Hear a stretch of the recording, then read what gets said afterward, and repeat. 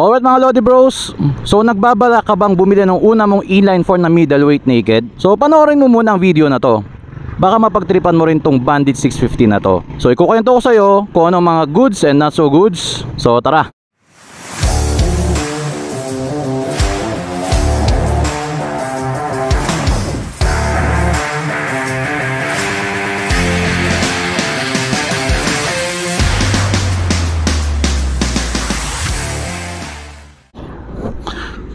Okay.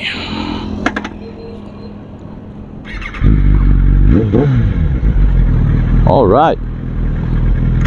Let's go.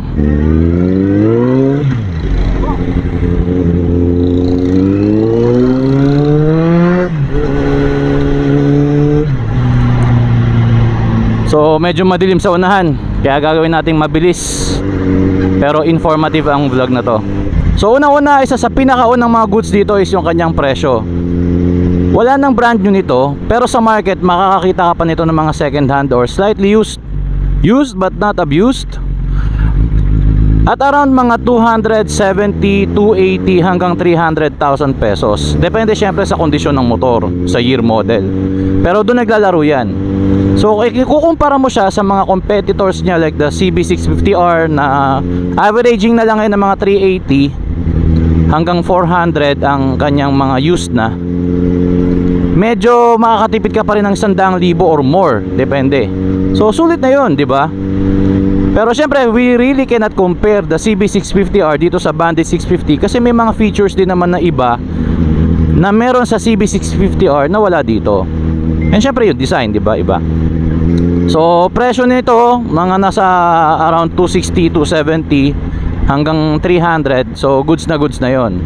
And then pangalawa, yung kanyang engine durability. Isa to sa mga bulletproof na naked bikes. Kumbaga para siyang CB400 yung kumbaga yung reliability na pinag-uusapan. Pero ang pinakaiba lang, ito kasi ay fuel injected na. So isa rin sa magagandang feature nito yun. So matipid-tipid siya. Kung ikukumpara ko siya sa big bike ng ibang mga brands na nasa same category, 20 kilometers per liter to. Tested ko na. So matipid na siya para sa inline 4. Actually yung kain niya parang ano lang parang 3 cylinder lang yung kain niya. Pero this one 20 kilometers per liter inline 4 na 650cc. So yung isa sa mga goods dito, yung fuel economy niya. Na-try ko na rin yung CB650R, naglalaro naman siya sa mga 18. So medyo for me medyo mas matipid-tipid ito.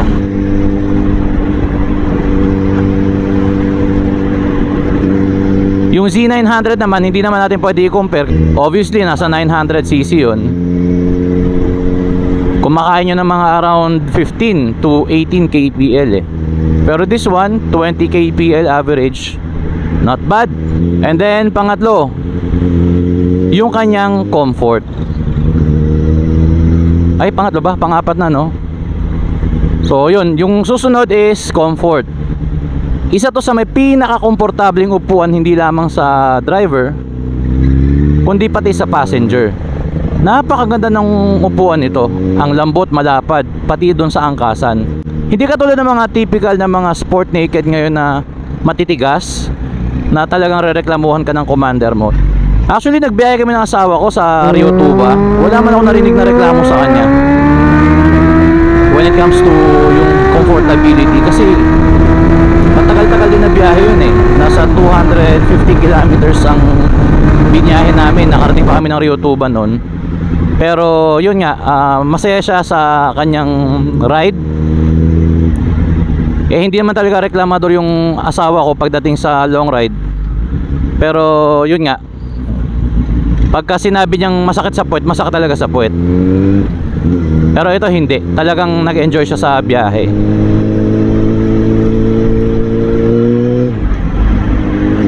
And then isa pa sa mga nagustuhan ko rito is yung sapat na power niya. Hindi ito yung pinakamalakas, pinaka-powerful sa kanyang category. Nasa 85 horsepower lang to like ng CB650R na around 94 horsepower. Yung GSX-S 750 naman is kung di ako nagkakamali 104 yata o 114. Basta ito yung isa sa pinaka mababang horsepowers na available sa marketplace. Pero kapag ka naghatawan na, yun, hindi mo rin masasabing mapag-iiwanan siya.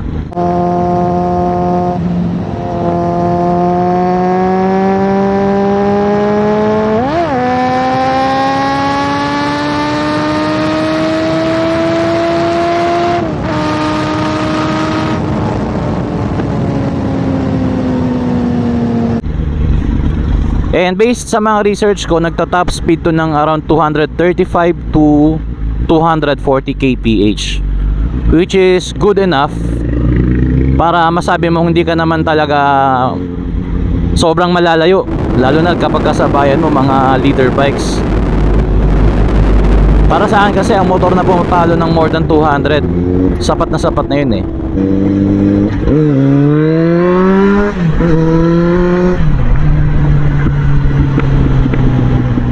Sarap lang, di ba?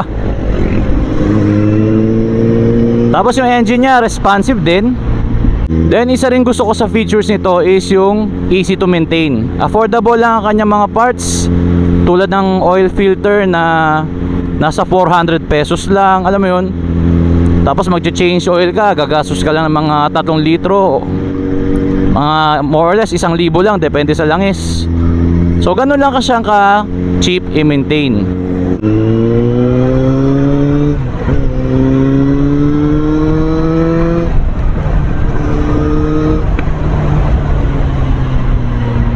Then isa pa sa magandang feature nito is sobrang smooth ng engine. Pati yung sound, meron siyang distinctive na sound na yung sobrang crisp.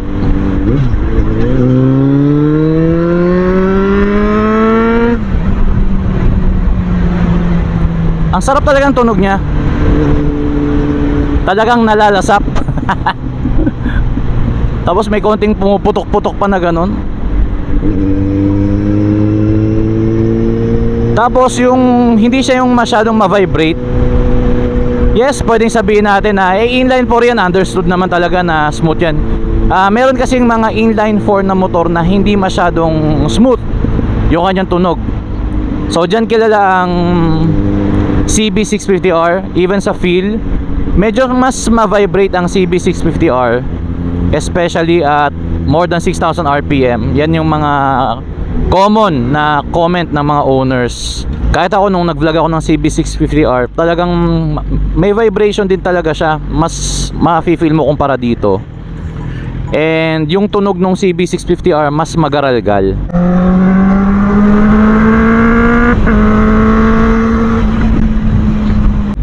Ito talagang refined yung kanyang engine.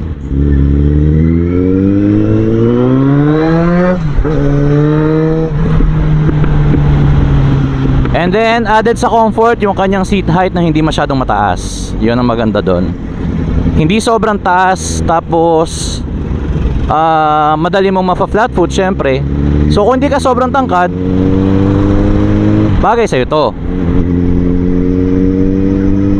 And also yung kanyang build, talagang malaki, big bike na big bike. Yun yung isa sa mga nagustuhan ko rin dito. Ang laki niya tingnan, napagkakamalan nga itong 1000cc eh. Kasi karamihan ng mga motor ngayon medyo parang punggok, parang maigsi, di ba? Pero this one, ang haba. Pati nung angkasan, ang haba rin ng upuan, kaya talagang komportable. Kaya pag napadaan ka tapos gamit mo to, tapos ganito black na glossy,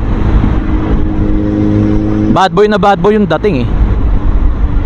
Tapos medyo mababa yung seat, tapos yung kanyang handlebar ganyan na medyo elevated. So ibig sabihin talagang komportable siya. Isang feature din na nagustuhan ko rito is yung kanyang fuel tank capacity, which is 19 liters. So kung medyo mahilig kang mag long ride, so for sure hindi ka naman agad-agad maobligang mag-refill or mag-refuel, kasi 19 liters ang kanyang fuel tank capacity. Tapos yung kanyang reserve, once na nag-blink na yan, ganyan, meron ka pang mga around 6 liters bago ka maubusan ng gasolina. So less worry, di ba? Hindi ka kaagad maaalarma. So sa 6 liters, that's around 100 kilometers approximately. Makakarating ka na nun sa next gas station. And isa pa nagustuhan ko rito is legit na Japan made siya. Ano naman yung mga bagay na masasabi kong medyo, sabihin lang nating not so goods, na maaaring maging para sa'yo ay maging deal breaker. So unang-una rito is yung kanyang lack of safety features. Siyempre huwag ka na mag-expect. Sa presyong brand new dito dati is around 400,000 pesos lang eh. So wala kang i-expect na ABS, mga traction control, riding modes, wala. O mga TFT display, Bluetooth connectivity, wala. Ang i-expect mo lang rito yung pagiging raw na motor. Talagang basic na motorcycle siya na mayroong angas. Yun na yun. And then another feature na maaaring sabihin mo na medyo hindi para sa'yo to is yung kanyang pagiging mabigat. 240 kilos wet weight including the oil and yung fuel na pag fuel tank. 240 kilos. Ang bigat talaga niya. Para kang naka-adventure bike nito.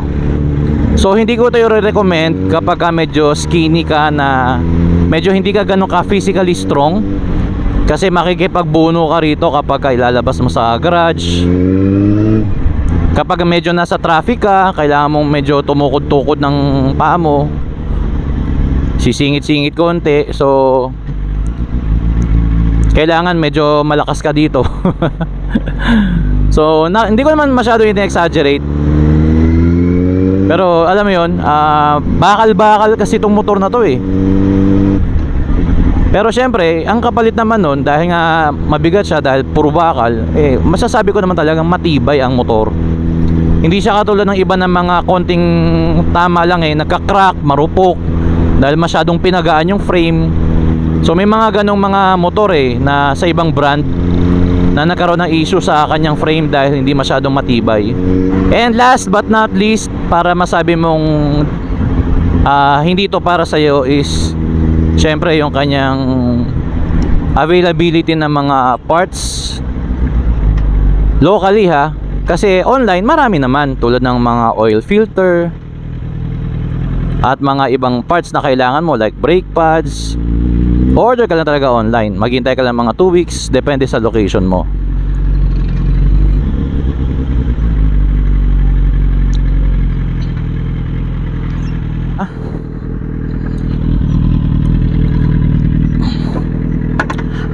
Yan, saan ka makakita ng big bike ngayon na hindi mo na kailangang bumili ng paddock stand, dahil meron ka kaagad center stand. So ito lang yun. Ngayon kasi karamihan wala tapos bibili ka pa ng paddock stand. So ito, mas madali mo na may maintain kung kailangan mo maglinis ng kadena, or gusto mo naka-center stand ang motor mo para mas stable overnight. So ayan, meron ka kaagad center stand. So ito ang itsura ng Bandit 650 2017 model. Yan, kitang kita mo naman yung kanyang headers, 4, napakaangas tingnan.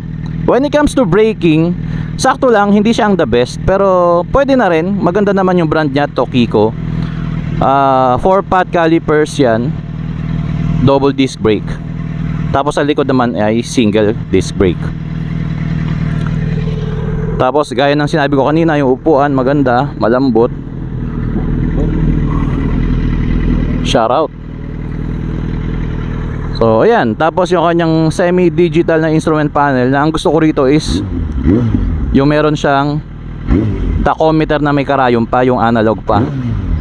So at least mas feel na feel mo yung classic, kung lover ka talaga ng mga classic.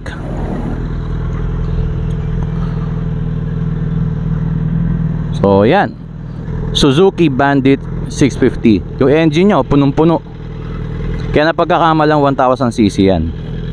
So if for sale ko na rin to, who knows kung ano yung ipapalit natin or kung ano pa yung gagawin natin. Pero sa ngayon, ila-let go muna natin to, and tingnan natin kung mabili siya. Update na lang tayo kung anong susunod na kabanata. Alright, So maraming salamat sa panonood at hanggang dito na lang, and this has been your bro nagsasabing always ride safe and stay alive. God bless.